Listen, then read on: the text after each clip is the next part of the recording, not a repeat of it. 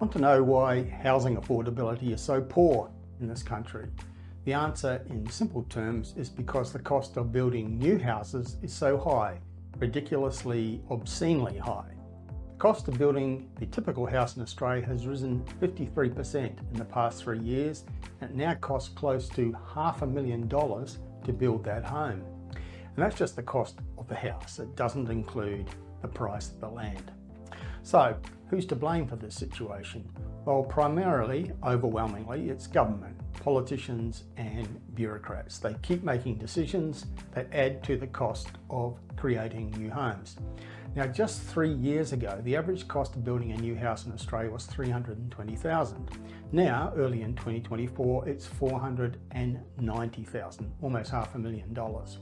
Now, government meddling with the housing industry and their obsession with using the housing industry as their go-to cash cow when they need to raise money has caused the average cost of a new house to blow out to almost $500,000. It's not the usual suspects that journalists and economists and politicians like to blame for poor housing affordability. This has got nothing to do with negative gearing or foreign investors or mum and dad Australian investors or government grants to first home buyers allegedly pushing up prices. It's purely and simply the constant additions to the cost of creating new homes by politicians and bureaucrats. A couple of years ago, a research study revealed that between 35% and 50% of the cost of a new house and land package, depending on where you are in Australia, was taxes, fees and charges by the 3 levels of government. So imagine that reality, that every time someone builds a new home in Sydney, half the cost they're paying is taxes and fees to government. Stamp duty, land tax, GST, capital gains tax, rates, application fees, infrastructure charges, and many, many more. And then there's the cost of red tape, delays and additional costs caused by bureaucrats. But that's just the background.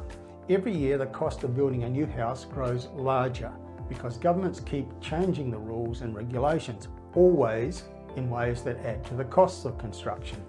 New regulations to make housing safer, new rules to make houses more accessible, new laws to make houses more environmentally friendly, new guidelines to make houses more visually appealing. Now, you might think that those measures are all good things.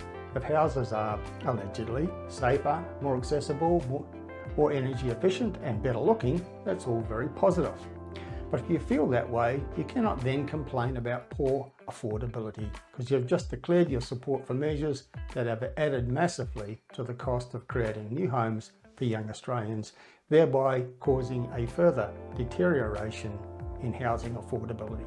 The problem of government taxes, legislation and red tape pushing up the cost of housing has been exacerbated in recent times by the shortages of tradespeople and materials. Now, why are there shortages of tradespeople? Mostly it's because governments around Australia have been trying to spend their way out of the problems of the COVID era with major new headline-grabbing infrastructure, which is pulling skilled people out of the home building industry. The infrastructure projects that are scheduled to happen in the next 5 years total $230 billion. At the current cost estimates, and we can be sure they will blow out to a lot more. And that means the workforce needs to grow by 127% to provide the workers and tradespeople required to build all of that. And this will make matters worse for the home building industry. Recently, Master Builders Australia said that the main reasons for the cost of building houses increase so much are firstly increased building approval times, then higher taxes, particularly land tax, then the shortage of workers, and then the high cost of materials. And most of the blame for all of that sits at the feet of government, politicians and bureaucrats.